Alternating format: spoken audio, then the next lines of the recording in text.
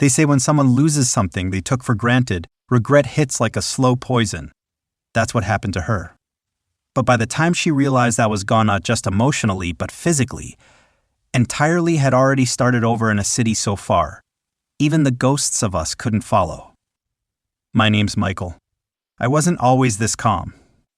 There was a time I'd sit by the door waiting for her, hoping she'd choose me that day, that her kindness toward others wouldn't leave me stranded again. She was always busy caring for her friends, her coworkers, her ex-boyfriends with lingering wounds only she could tend to. I was told not to be insecure, that it was just her nature, that I should feel lucky to have someone so compassionate. But there's a fine line between kindness and emotional cheating. I didn't say much when I saw her comforting another guy at 2 a.m. I didn't react when she canceled plans again to check on someone who was struggling. I just stored those moments like silent bruises. Until one day, they stacked so high I couldn't breathe.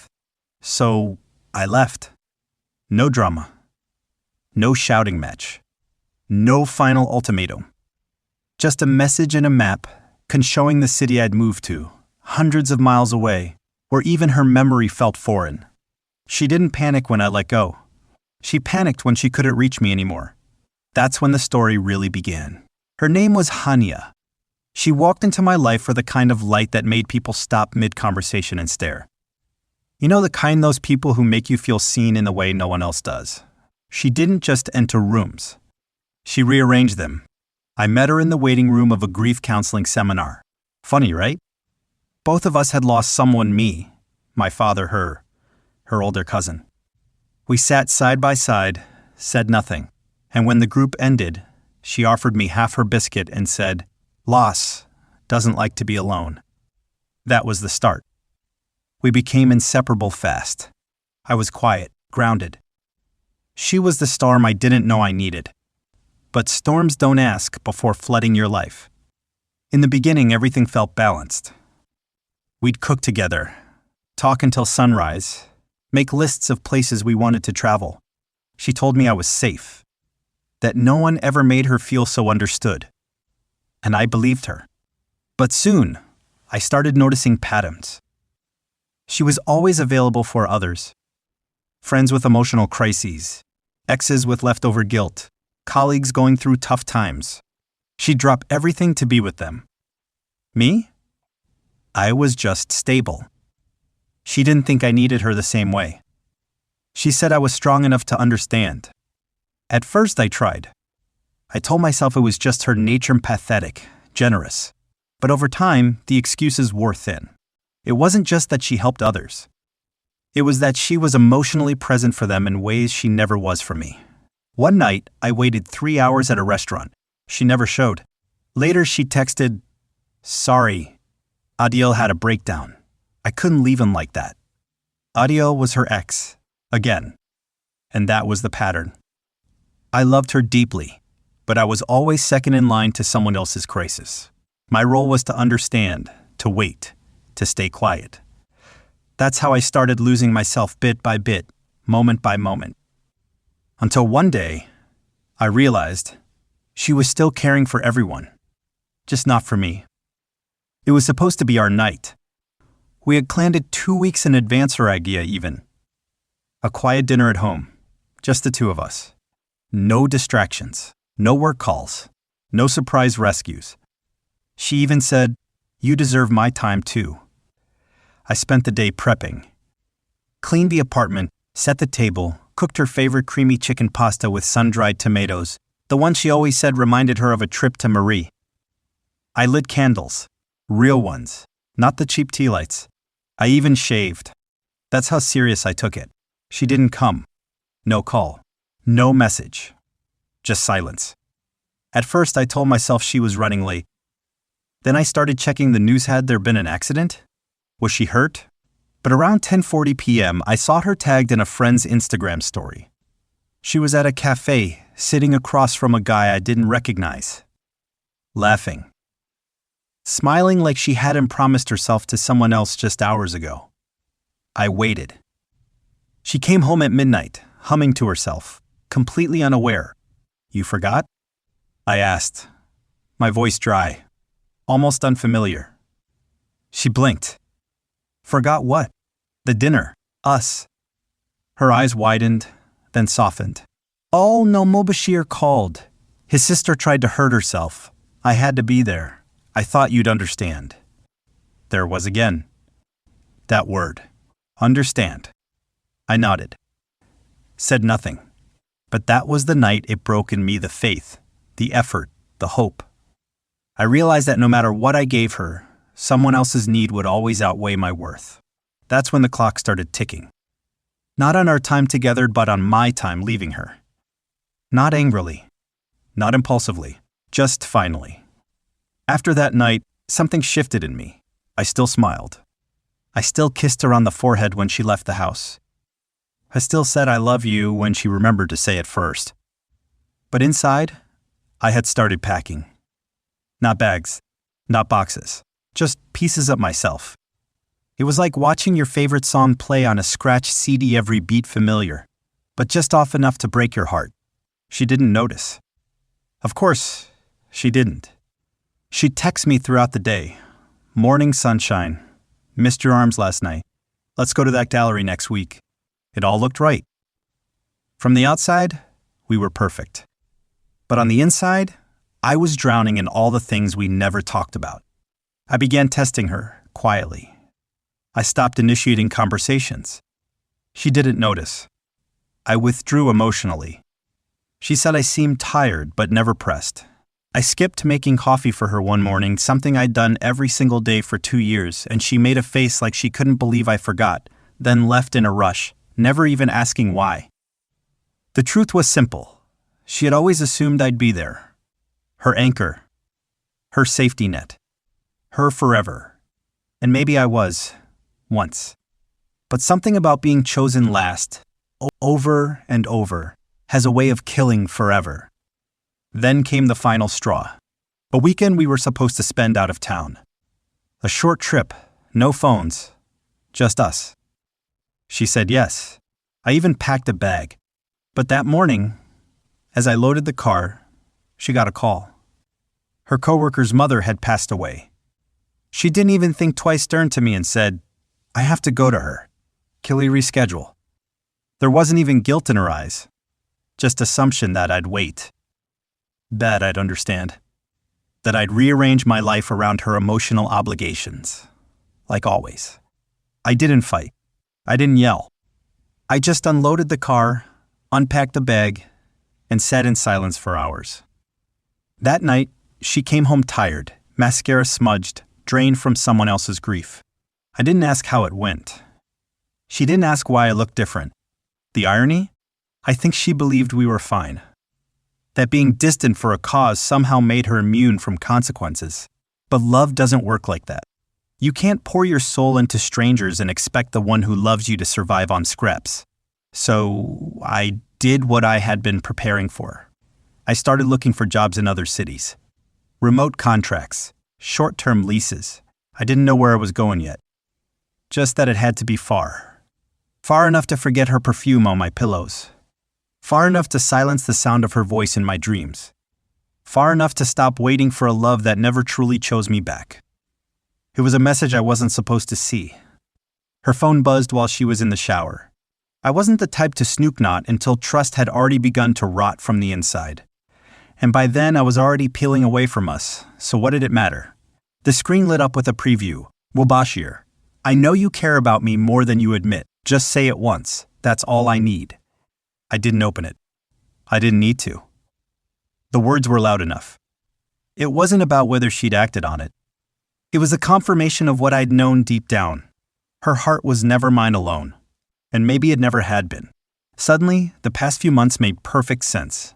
The emotional distance. The flickers of guilt. The quiet hesitations. The way her voice softened when she spoke of him. She wasn't physically cheating. But emotionally? She had been holding his pain closer than she held my love. And worse, she didn't even think that was betrayal. That was the revelation. It wasn't just that she let others in. It's that she never reserved a part of herself for me. There was no boundary. No sacred space between us that others couldn't enter. And in that moment, standing there in the dim light of our bedroom, her phone glowing like a confession, I realized something. She never truly understood the damage she was doing. And she never would until I left. For real. After that message, I didn't say a word. I didn't confront her. I didn't ask questions I already knew the answers to. I just let silence take over, and strangely, she didn't notice. Or maybe she thought I was just in a mood, again one of those silent phases men go through before they snap out of it. But I wasn't waiting to snap out of anything. I was slowly snapping out of us. In the days that followed, I moved like a ghost in the house. I woke up early, left before she did, and came back late. I worked from cafes, libraries, the car even parks. Anywhere that didn't smell like her shampoo or echo her voice. Meanwhile, she acted like things were fine.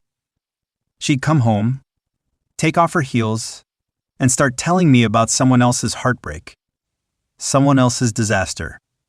I would nod, smile, pretend, but I wasn't really there. I wasn't hers anymore. I was already halfway gone. One night while she was asleep next to me, I made my decision. I stayed up browsing online maps, looking at places far from the city, far from memories, far from her. That's when I found Itguadar, a quiet coastal city on the edge of the country. No shared memories, no familiar faces.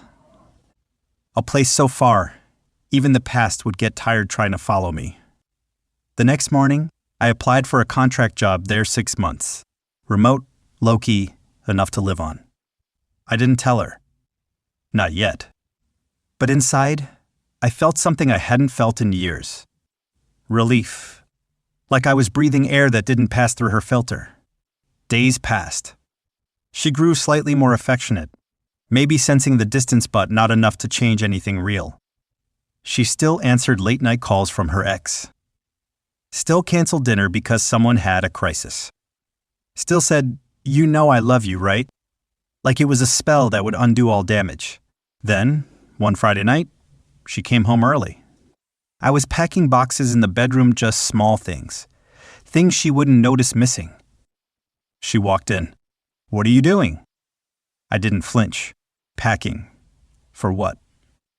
I paused, looked up. "I'm moving." She laughed. Not because it was funny, because she thought I was bluffing. "Moving where?" "Guarda." The color drained from her face. "You're joking." "I'm not." She stepped forward. "Wait, what do you mean moving? For how long?" "Indefinitely." Her lips parted like she was going to argue, but no words came. Just silence. I stood up. "I've already signed a lease. I leave in 3 days. That's when her panic truly started to show. "You can't just walk away. We haven't even talked about this. We've talked, Tanya. You just weren't listening." She followed me around the house, desperate now, asking things like, "Is this because of Mubashir? Is this about that trip I canceled? Why didn't you tell me you were this upset?" And all I could do was look at her. Because how do you explain to someone that you've been breaking for months in front of them and they never noticed? How do you explain that by the time you decided to leave, they'd already lost you? She cried that night. Not for hours, but in that quiet, helpless way people do when they realize they've made a mistake they can't take back. She begged me to stay. Said we could go to therapy. Said she'd set boundaries. Said she'd change. And for a second I wanted to believe her. But then, I thought about all the nights I waited for her. The dinners that went cold. The silences I swallowed. The way she made everyone else's pain a priority while asking me to be strong enough to wait. "I don't hate you," I said softly, "but I can't live like this anymore." She whispered, "I thought you'd always be here." I smiled, tired. That was the problem. In the next 2 days, she did everything: cooked, cleaned, played old songs, wore my favorite hoodie. But it was too late. The man she was trying to keep had already left emotionally. All that remained was the shell. When I boarded the bus to Guadar, she wasn't at the station. Maybe she couldn't face it. Or maybe she thought I was bluffing until the last second. But she was wrong. This wasn't a threat. This was closure.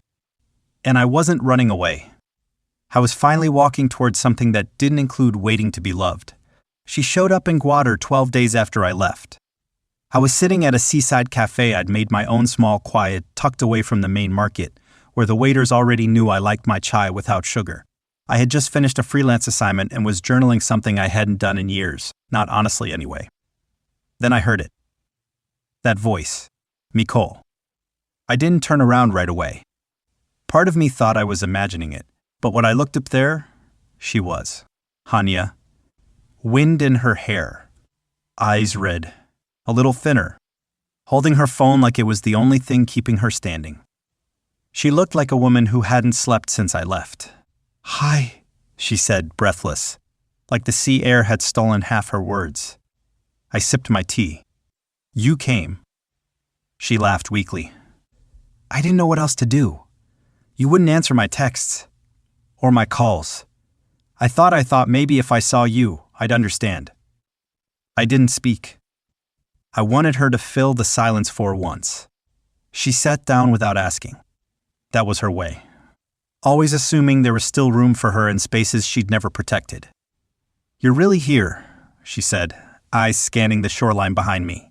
I thought maybe this was temporary, that you'd cool down, that you'd come back. I looked at her for a long time. The same face I once thought I couldn't live without. The same woman who used to sleep with her head on my chest and whisper her dreams into the dark. Now, she was just a visitor. I'm not coming back, Hania, I said calmly. I didn't leave to make a point. I left because I was done. Her eyes watered. But we were building something. You and me, we had years. We had patterns, I corrected. You had people to save. I had reasons to stay. That wasn't a life. That was a loop. She shook her head. I didn't mean to neglect you. I know. I didn't think you'd ever leave. And there it was, the confession beneath it all. She had never believed I could go. Not really. Because I was the one who always stayed. The one who bent. The one who waited. I thought I could fix this, she whispered. I thought, if I just came her if you saw me, maybe it would remind you that we're worth saving. I closed my eyes for a second. Do you know what it felt like? I asked quietly. Waiting for someone who kept giving the best parts of herself to everyone but me? Watching you drop everything for exes and coworkers and strangers, while I sat in silence, hoping one day you'd drop everything, growl. For me? Tears rolled down her cheeks. I thought you were strong enough to not need that, she whispered. That's the problem. I was strong. For too long. She reached across the table and took my hand. Her touch still felt familiar, warm, awe-inducing, but it didn't pull me back this time. I still love you, she said. I believe you, I replied. Then why won't you come home? Because I finally built a home inside myself, and going back would mean tearing it down. She sobbed now, the kind of cry you can't dress up with words or pride. The kind that says, I lost something I thought I'd never have to fight for. I let her cry. I let her feel it. Because this wasn't about punishment anymore. This was reality catching up to illusion. When she finally looked up, mascara smudged, lips trembling, she asked softly, Is there really no way back? I paused. Not to be cruel, but to honor the weight of what I was about to say. No, Hania, not for us. I'm not angry. I'm not bitter, but I'm not yours anymore. She nodded slowly. And that was the moment I knew it had finally landed. Not the drama, not regret, but the truth. That she had broken something that wouldn't heal in her timeline. That I had stopped waiting. That even love, when stretched too thin, can disappear. She left the next morning. No dramatic exit. No final plea. Just a quiet note slipped under the cafe's sugar jar where I usually sat. You were right. You were always right. I'm sorry I saw it too late. I stared at that note longer than I should have. Not because it hurt, but because it didn't. Not in the way I expected. I felt something quieter, acceptance. For months, I had fantasized about that apology. that acknowledgement. I thought it would bring healing, validation. But it didn't change anything, because the damage had already been absorbed into my bones. She didn't destroy me. She just emptied me. Slowly, kindly, thoughtlessly. And I let her. But now I had space again. Inside myself. For me, living in Guadar had become more than just escape, it became transformation. I started running every morning by the sea. I joined a small writers group. I met people who asked about me, not who I could fix or how much I could endure. And slowly, I began remembering the version of myself that existed before I became the one who always understood. The version who laughed louder, who sang badly, who didn't feel guilty for needing love that loved back. I think she loved me, in her way. I don't deny that. But her love was undisciplined, scattered, overflowing for everyone but me. And I learned, painfully, that someone who gives themselves to the world may not have anything left for home. That's the lesson she gifted me without meaning to. Now, when I think of her, I don't flinch. I don't ache. I just nod, softly, to the memory of who we were, because that chapter was real. It just wasn't right. And that's okay. Some people come into your life like a flame bright, dazzling, impossible to ignore. But they burn unevenly, wildly, until they consume the oxygen you need to breathe. Others come like a lighthouse, steady, constant, quietly showing you the way home. I was done chasing fire. Now, I waited for the light. When I first left, I thought the hardest part would be the silence that followed. But silence, it turns out, isn't empty, it's honest. It holds the things we buried under noise. And in that silence, I heard myself again. The boy who waited. The man who endured. The partner who tried to be everything for someone who never asked what he needed in return. She panicked only when I moved to the farthest city. But the real distance wasn't in miles, it was in meaning. I had given her all the signs. The quiet heartbreaks. The tired smiles. The long pauses. But sometimes, people don't hear you until your absence grows louder than your voice ever could. I didn't leave to punish her. I left to find the parts of me I had abandoned, loving her. And I did. Now, my days begin with peace, not explanations. My nights aren't filled with waiting, but rest. And my heart? It beats softer now. Not because it's broken, but because it no longer has to shout to be heard. Love isn't about how much you can tolerate. It's about how deeply you're seen. And I finally learned, the right love never asks you to disappear so someone else can shine. So when people ask me why I left, I smile. Because I didn't just leave a woman. I left a version of myself I never want to be again. And that, more than anything she ever gave or took it, was the beginning of everything.